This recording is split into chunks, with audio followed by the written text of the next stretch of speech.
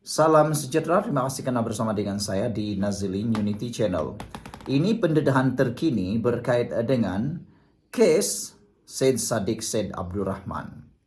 Mengejutkan kita apabila di mahkamah didedahkan bahawa kononnya arah clearkan 1 juta ringgit untuk elak disita SPRM, Syed Saddiq bersubahat pecah amanah, kata pendakwaan.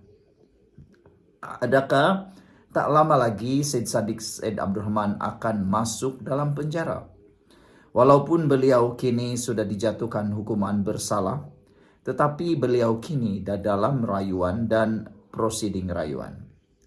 Pihak pendakwaan dalam rayuan Syed Saddiq Syed Abdurrahman bagi mengenepikan sabitan bersalah serta hukuman atas 4 kes berkaitan dana armada memberitahu Mahkamah Rayuan di sini pada Khamis bahawa ahli Parlimen Muar itu bukan dituduh atas kes pecah amanah.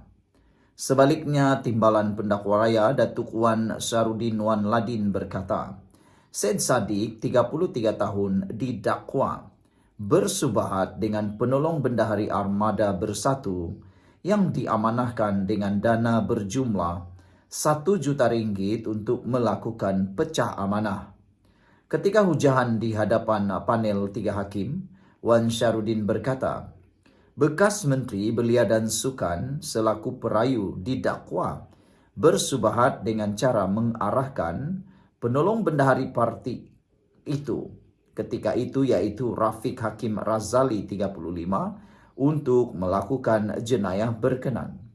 Menurutnya, terdapat keterangan yang menunjukkan perayu telah mengarahkan Rafiq yang juga saksi pendakwaan ke-13 untuk mengeluarkan wang 1 juta ringgit tersebut pada 6 Mac tahun 2020.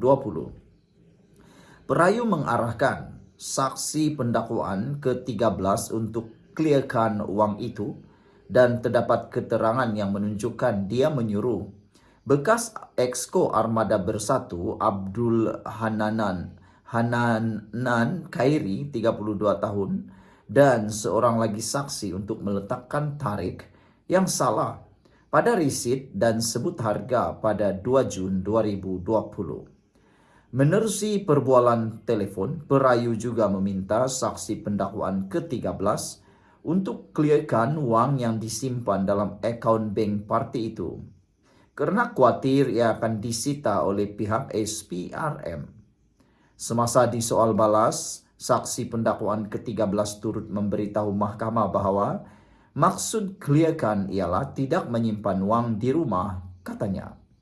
Beliau berkata semasa pemeriksaan utama, saksi pendakwaan 13 memberitahu bahawa perayu menyuruh wang itu dikeluarkan melalui akaun parti kerana perayu memaklumkan bahawa wang itu merupakan hasil titik peluhnya sendiri. Susulan itu, Wan Syarudin menghujahkan bahawa pihak pembelaan telah memanggil semua saksi untuk membuktikan setiap pertuduhan kerana kesalahan bersubahat adalah berdasarkan arahan perayu. Beban yang perlu dibuktikan oleh pihak pendakwaan, katanya, hanya perlu ditunjukkan berdasarkan perayu mengeluarkan arahan ke atas saksi pendakwaan 13 sahaja dan tidak lebih daripada itu. Seterusnya, beliau berkata pihak pendakwaan hanya bertujuan untuk menunjukkan bahawa perayu mengeluarkan arahan tersebut merupakan satu jenayah. Oleh itu, saya menghujahkan bahawa Hakim Mahkamah Tinggi telah mensabit dan menjatuhkan hukuman berlandaskan undang-undang serta keterangan yang betul. Tiada kekilafan di pihak hakim dalam membuat pertimbangan sehingga membawa kepada salah laku keadilan yang memerlukan campur tangan Mahkamah Rayuan.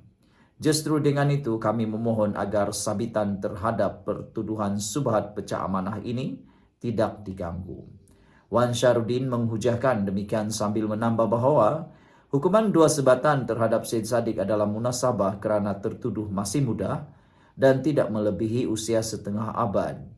Panel 3 hakim dipengerusikan Datuk Ahmad Zaidi Ibrahim yang bersidang bersama Datuk Azman Abdullah dan Datuk Norin Badaruddin bersambung dengan hujahan bagi 3 lagi pertuduhan oleh Timbalan pendakwa raya Farah Ezlin Yusuf Khan yang membabitkan satu kes menyalahgunakan harta untuk diri sendiri, yaitu wang Rp120.000 dan dua pertuduhan membabitkan diri dalam aktiviti penggubahan wang haram, yaitu memindahkan wang masing-masing Rp50.000.